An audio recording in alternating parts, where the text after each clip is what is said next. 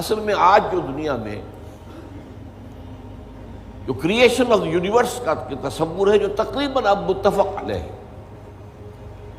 کچھ عرصے پہلے تک جس کو ہم کہتے ہیں Newtonian era of physics, Newton کا دور، وہ بابائے فزکس ہے، اس میں کوئی شک نہیں، بابائے طبیعیات جو ہے وہ نیوٹن ہے، اگرچہ اس کے بعد ایک انقلاب عظیم آئنسٹائن کے ذریعے سے آیا، اب یہ آئنسٹائن کا دور ہے جس میں ہم سانس لے رہے ہیں، لیکن یہ کہ بابائے طبیعیات نیوٹن،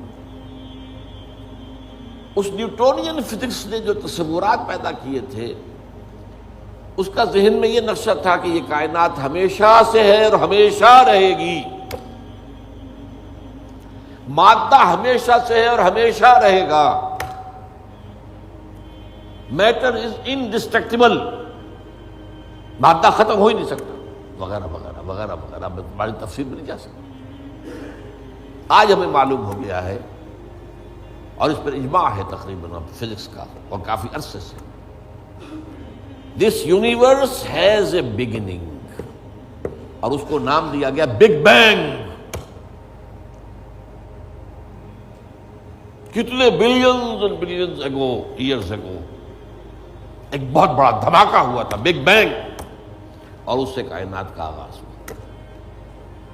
اور نمبر 2، اس کا ایک اینڈ بھی ہے، الی اجل مسمى، جسے قرآن کہتا ہے، یہ کائنات ہمیشہ کے لیے نہیں ہے، الی اجل مسمى، ایک خاص مدت معینہ تک یہ رہے گی، اس کے بعد خاتمہ ہو جائے گا، یہ ہمیشہ کی نہیں۔ تو بگ بینگ سے جو ایک نظریہ شروع ہوا کہ شروع میں کیا تھا،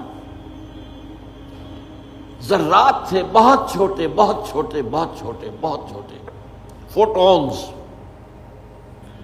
ان میں حرارت اتنی تھی، ٹریلینز ڈگری آف فارنہائٹ یا سینٹی گریڈ جو چاہیں کہہ لیں، and they were running away from each other. یہ تھی first stage of the creation of this material world.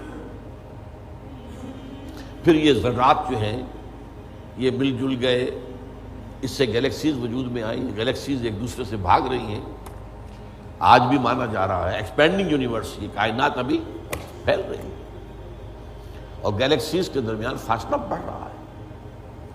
اور بڑی پیاری مثال دی جاتی ہے کہ اگر ایک غبارہ ہو، اس غبارے کے اوپر آپ نے کوئی ڈاٹ لگا دیے، اس غبارے کو جتنا پھیلائیں گے پھولائیں گے تو وہ ڈاٹس بھی ایک دوسرے سے بڑھتے چلے جائیں گے، فاصلہ ان کا بڑھتا جائے گا، پہلے غبارہ اتنا تھا اب اتنا ہو گیا، تو وہ جو دو ڈاٹس کے درمیان فاصلہ اتنا تھا وہ اتنا ہو گیا۔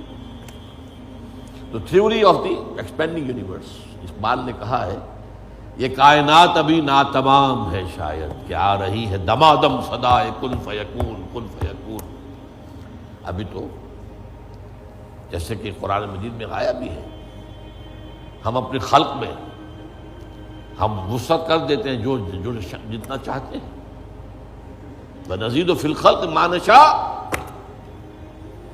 یہ تخلیق جو ہے بھی جاری ہے۔ بہرحال اس کے بعد وہ دور آیا کہ پھر یہ گیلیکسیز کے اندر یہ کرے بنے اور سٹارز بنے، اور پھر وہ کرے ٹھنڈے ہونے شروع ہوئے، انہی میں سے ایک کرہ ہمارا یہ زمین ہے۔ یہ آگ کا کرہ تھا، آگ کا جیسے سورج ہے، لیکن ٹھنڈا ہوا، ٹھنڈے ہونے سے یہ سکڑا، تو اس پر اونچائیاں اور نیچائیاں پیدا ہوئی، اس میں سے جو بخارات نکلے انہوں نے جا کے ایٹماسفیئر کی شکل اختیار کی، اس ایٹماسفیئر کے اندر پھر گیسز کے باہمی انٹریکشن سے پانی پیدا ہوا، اور ہزارہا برس تک پانی برستا رہا، پانی برستا رہا، پانی برستا رہا، جس سے سمندر وجود میں آ گیا۔ اور وہ جو زمین ٹھنڈی ہوئی تو اوپر کرسٹ آف دی ارتھ جو آیا ہے،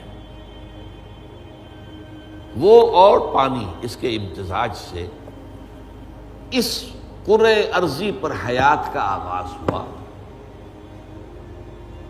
اور اس حیات کی لکھوں کا سال کے اندر ارتقائی مراحل سے گزر کر آخری نتیجہ جو ہے وہ آج کے نظریے کے مطابق وہ ہومو سیپینس انسان ہے۔ یہ میں نے آج کا نظریہ تخلیق آپ کے سامنے رکھ دیا۔ اس میں سے پہلے حصوں کے بارے میں تو اب اختلاف نہیں ہے، البتہ یہ کہ یہ ایولیوشن کے بارے میں ظاہر بات ہے کہ اختلافات ابھی ہیں، لیکن یہ کہ یہ نظریہ ہے، اگرچہ بایولوجی کے میدان میں تھیوری آف ایولیوشن جو ہے اسے قبول نہیں کیا گیا، لیکن یہ ہے کہ ویسے اس کو تسلیم کیا جاتا ہے as a matter of fact. انسان کی سوچ میں، سوشل سائنسز میں ہر چیز کے اندر جو ہے وہ تھیوری آف ایولیوشن گھس چکی ہے۔ اب جو بات اس میں نہیں آئی ہے وہ بات میں آپ کو بتا رہا ہوں۔ This big bang was the beginning of the material universe. اس سے پہلا ایک دور ہے جسے سائنس نہ دیکھ سکتی ہے، نہ جان سکتی ہے، نہ اس تک اس کی پہنچ۔ اس سے پہلے بھی ایک حرف کن آیا تھا، جیسے ایک حرف کن سے بگ بینگ ہوا ہے۔ بگ بینگ کس چیز میں ہوا ہے وہ ابھی میں بتاتا ہوں۔ اللہ تعالیٰ کے پہلے اولین حرف کن سے ایک بہت لطیف نور پیدا ہوا۔ یہ لطیف نور کیوں کہہ رہا ہوں؟ اس میں حرارت نہیں تھی، حرکت بھی نہیں تھی، لطیف۔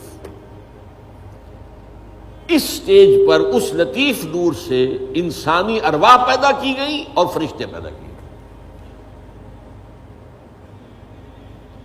یہ پری بگ بینگ معاملہ ہے۔ ارواح انسانیہ میٹیریل نہیں ہے، ان کا تعلق اس یونیورس میٹیریل یونیورس سے نہیں ہے۔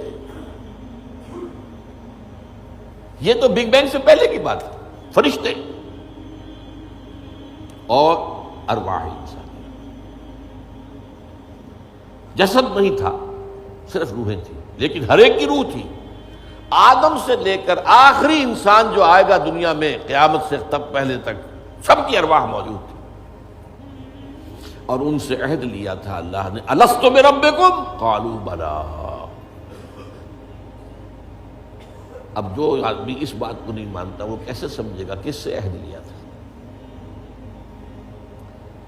جدید دور کے ایک مفسر نے لکھا اپنی تفسیر میں، یہ عہد انسان کی تخلیق سے قبل عالم غیب میں لیا گیا۔ میں نے ان سے عرض کیا کہ حضور یہ تو جملہ آپ کا محمل ہے، جو شے پیدا ہی نہیں ہوئی اس سے کیسے عہد لے لیا؟ عہد و معاہدہ تو ہوتا ہے جو موجود ہے، اور پھر اس میں بھی یہ الفاظ آتے ہیں، میں بقائمی ہوش و حواس یہ اقرار کر رہا ہوں، فل کانشسنس، سیلف کانشسنس کے ساتھ آدمی ایک عہد کرتا ہے، ایک اقرار کرتا ہے، ایک معاہدہ کرتا ہے۔ تب میں نے جب ان سے عرض کیا تو انہوں نے مانا کہ ہاں تمہاری بات ٹھیک ہے، یہ عہد اجساد انسانیہ کی تخلیق سے قبل ارواح انسانی سے لیا گیا۔ یہ ایک سٹیج تھی جس میں ارواح پیدا کی۔ اس عالم ارواح میں جبکہ ابھی میٹیریل ورلڈ شروع نہیں ہوئی، ابھی وقت کا کوئی تصور نہیں ہے۔ یہی وجہ ہے کہ عالم ارواح میں جو کچھ ہوتا ہے اس میں وقت نہیں لگتا، کن فیکون، کن فیکون۔ عالم خلق میں آ کر وقت لگتا ہے۔ آسمان اور زمین 6 دنوں میں پیدا کی ہے، وہ دن ہمارے 24 گھنٹے والے دن تو نہیں ہے۔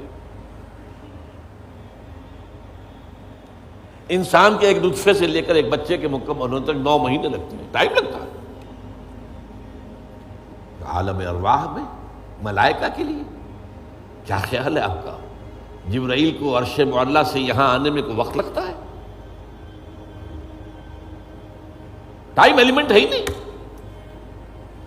ابھی یہ اس دور کی پیداوار ہے جبکہ ابھی ٹائم پیدا ہوا ہی نہیں۔ Time and space, time and space جو ہے یہ کانسیپٹ ہے بگ بینگ کے بعد کا۔ حرکت بھی ہے تو اسی کے بعد جو وقت کا تصور پیدا ہوگا، دی پاسنگ ٹائم۔ لہذا یہ ارواح انسانیہ پیدا کی گئی جبکہ ابھی میٹیریل یونیورس کی ابتدا نہیں ہوئی تھی، اور ان کو ایک کولڈ سٹوریج میں رکھ دیا گیا۔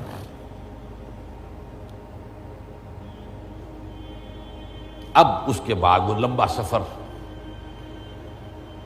یہ جو تنزلات اور ارتقاء، یہ اصل میں 2 اصطلاحات آتی ہیں۔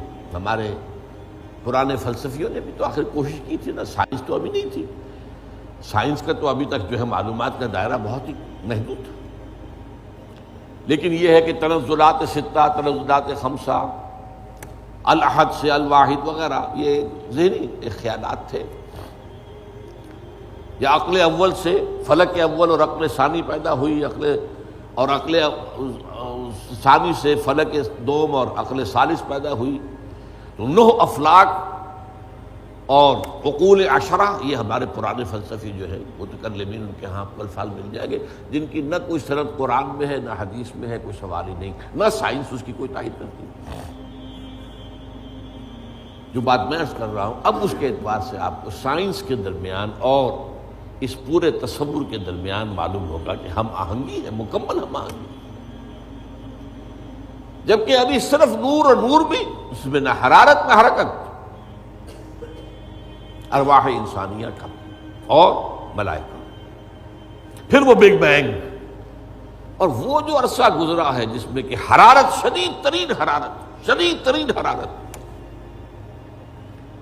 اس دور میں جنات پیدا کیے گئے۔ اب قرآن مجید کہتا ہے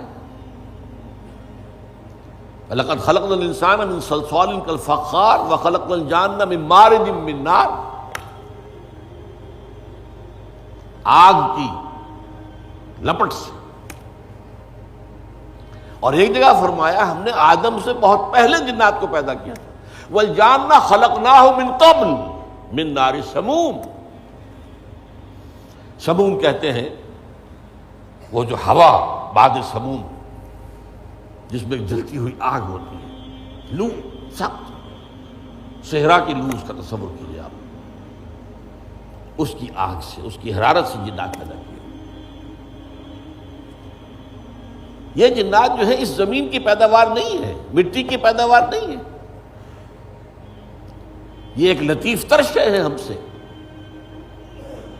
مٹی تو انرٹ ہو گئی، آ گئی، ہم مٹی سے بنے، چاہے وہ ایوولوشن کے لمبے پروسیس کے تھرو بنے ہیں یا یہ کہ ڈائریکٹ کریشن ہوئی ہے، لیکن ہے تو دونوں مٹی سے۔ قرآن بھی کہتا ہے مٹی سے، اور سائنس بھی کہتی ہے مٹی سے۔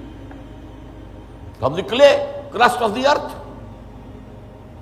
اور قرآن بھی کہتا ہے وَجَعَلْنَا مِنَ الْمَاءِ كُلَّ شَيْءٍ حَيٍّ، ہر شے میں حیات جو ہے، اس حیات کا منبع اور سرچشمہ پانی ہے۔